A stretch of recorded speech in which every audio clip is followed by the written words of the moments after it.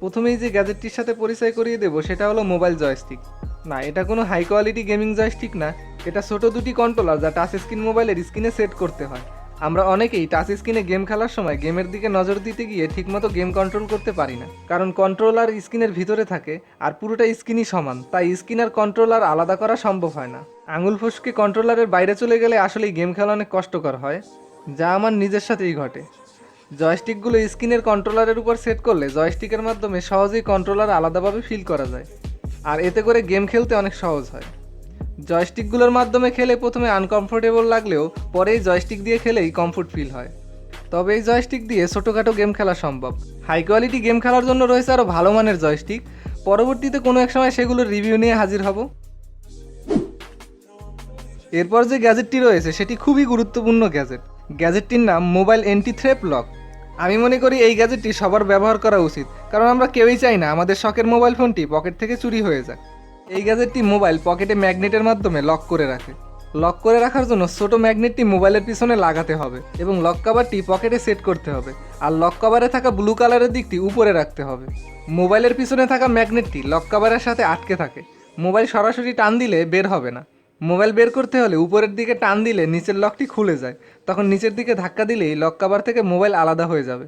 তখন আপনি পকেট থেকে মোবাইল সহজেই বের করতে পারবেন। কিন্তু চোর বেচারা না জেনেই সরাসরি টান দিবে, আর সরাসরি টান দিলেই মোবাইল পকেটে আটকে থাকায় পকেটে টান খাবে, আর এতে করে আপনি টের পেয়ে যাবেন যে কেউ আপনার মোবাইল বের করতে চাচ্ছে। এরপর যে গ্যাজেটটি রয়েছে সেটি একটি কার্ড রিডার। কার্ড রিডার শুনে আপনারা ভাবতে পারেন এ আর নতুন কি, কিন্তু এটি সাধারণ কোনো কার্ড রিডার না, এটি একটি ওটিজি কার্ড রিডার। এই কার্ড রিডারটি কম্পিউটারের পাশাপাশি স্মার্টফোন, ট্যাবলেটে ব্যবহার করতে পারবেন। বিশেষ করে যারা ডিএসএলআর ক্যামেরা ব্যবহার করেন তাদের জন্য এটা খুবই প্রয়োজনীয়। দূরে কোথাও ঘুরতে যেয়ে অথবা ফটোশ্যুটে গিয়ে ছবি তোলার পর মোবাইলে শেয়ার করার প্রয়োজন হয়। ক্যামেরার এসডি কার্ড বর্তমানে কোনো মোবাইলে ব্যবহার করা যায় না। কম্পিউটারের মাধ্যমে ছবি ও ভিডিও শেয়ার করতে হয়, কিন্তু কম্পিউটার না থাকলে খুবই বিপদে পড়তে হবে। ওটিজি কার্ড রিডারটির মাধ্যমে এসডি এবং মাইক্রো এসডি কার্ড দুটোই মোবাইলে কানেক্ট করে ছবি ও অন্যান্য ডকুমেন্ট ট্রান্সফার করতে পারবেন। তাই যে কোনো জার্নি অথবা ট্যুরে গেলে এই কার্ড রিডারটি সাথে রাখতে পারেন।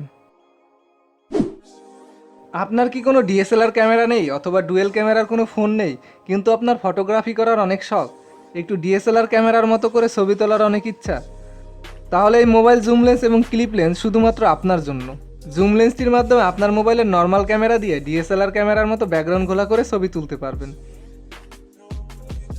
একেবারে প্রফেশনাল ছবি না তুলতে পারলেও অনেকটা ডিএসএলআর টাইপের ছবি তোলা সম্ভব এই জুম লেন্স দিয়ে। তবে প্রথমেই আপনি নাও পারতে পারেন, কারণ ফোকাসিং এবং পিকচার অ্যাঙ্গেল আপনার ভালো মতো আয়ত্তে আসতে হবে। ফোকাস এবং পিকচার অ্যাঙ্গেল আপনার আয়ত্তে চলে আসলে মোটামুটি ভালো মানের ছবি তুলতে পারবেন।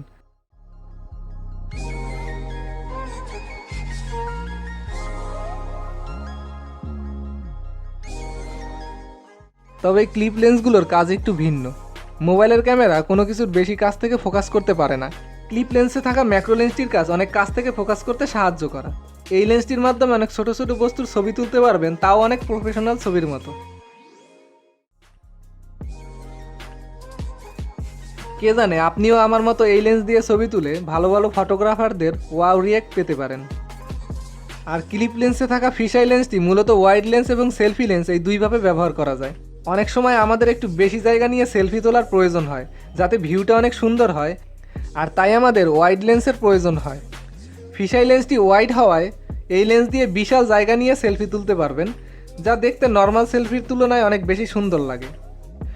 যদি এই ক্লিপ লেন্সগুলোর বিস্তারিত ও সঠিকভাবে ব্যবহার জানতে চান, তবে আমার চ্যানেলে এই ক্লিপ লেন্স নিয়ে একটি ভিডিও আছে, সেটি দেখতে পারেন। ভিডিও লিঙ্ক ডিসক্রিপশনে পাবেন। এরপর থাকছে একটি ব্রেসলেট, যা একটি মুখোশধারী শয়তান। I am joking. এটি শুধু ব্রেসলেট না, এটা একটি ইউএসবি ডাটা কেবল। বর্তমানে যে কোনো সময় যে কোনো জায়গায় ইউএসবি কেবলের প্রয়োজন হতে পারে, কিন্তু ইউএসবি কেবল তো সবসময় বহন করা সম্ভব নয়। এই ইউএসবি কেবলটি ব্রেসলেটের মতো হওয়ায় আপনি সবসময় হাতে পরে থাকতে পারবেন এবং জরুরি প্রয়োজনে ব্যবহার করতে পারবেন, যেমন মোবাইল ফোন পাওয়ার ব্যাঙ্ক দিয়ে চার্জ দেওয়া, কম্পিউটারের সাথে কানেক্ট করা সহ আরও অনেক কিছুই। দেখতে অনেক সুন্দর, তাই না? আমি মনে করি এই ব্রেসলেটটি ছেলে এবং মেয়ে সবাই পরতে পারবে। সর্বশেষ যে গ্যাজেটটি নিয়ে কথা বলবো সেটা অনেক সিম্পল কিন্তু গর্জিয়াস, আর তা হলো একটি ইয়ারফোন পাউচ। ইয়ারফোন নিয়ে আমরা সবাই যে সমস্যাটায় পড়ি তা হলো ইয়ারফোন অল্পতেই প্যাচ লেগে যায়। এত পরিমাণ প্যাচ লাগে যে পরিমাণ প্যাচ মেয়েদের মনেও নেই। প্যাচ লাগার ঝামেলা থেকে মুক্তি পেতে ইয়ারফোনটি মুড়িয়ে এই পাউচের মধ্যে রাখতে পারেন। এতে করে প্যাচ লাগার ঝামেলা ছাড়াই ইয়ারফোন ব্যবহার করতে পারবেন। তবে আমার মতে তো শুধু ইয়ারফোনের জন্য একটা পাউচ বহন করার কোনো মানে হয় না। আমার মতো ইয়ারফোন ছাড়াও ছোটোখাটো জিনিস যেগুলো সহজেই হারিয়ে যেতে পারে, যেমন মেমোরি কার্ড, সিম স্লট বের করার পিন, ব্লুটুথ ইয়ারফোন, এগুলো বহন করতে পারেন। তাহলে এগুলো হারানোর সম্ভাবনা অনেক কমে যাবে এবং সবসময় সাথে রাখতে পারবেন। ইয়ারফোন পাউচটি সবসময় ব্যবহার না হলেও ট্রাভেল করার সময়ও ঘুরতে বের হলে ইয়ারফোন এবং ছোটোখাটো জিনিসগুলো রাখার জন্য এটি খুবই গুরুত্বপূর্ণ ভূমিকা পালন করবে। যে সকল গ্যাজেট নিয়ে আলোচনা করলাম সেগুলো আপনি যে কোনো অনলাইন শপে পাবেন, তাই আজই আপনার প্রয়োজনীয় গ্যাজেটটি অর্ডার করুন। আপনি যদি আমার চ্যানেলে প্রথম হয়ে থাকেন অবশ্যই সাবস্ক্রাইব করবেন এবং বেল আইকনে প্রেস করবেন, যাতে অ্যান্ড্রয়েড হাই স্কুলের কোনো ভিডিও মিস না হয়। আর যদি সাবস্ক্রাইব করে থাকেন তাহলে আপনাকে অসংখ্য ধন্যবাদ আমাদের সাথে থাকার জন্য। ভিডিওটি যদি ভালো লাগে অবশ্যই লাইক করবেন। গ্যাজেটগুলো কেমন লেগেছে তা অবশ্যই কমেন্ট করে জানাবেন। আর কোনো গ্যাজেটের বিষয়ে প্রশ্ন থাকলে অবশ্যই করবেন। আজ এ পর্যন্তই, সবাই ভালো থাকবেন।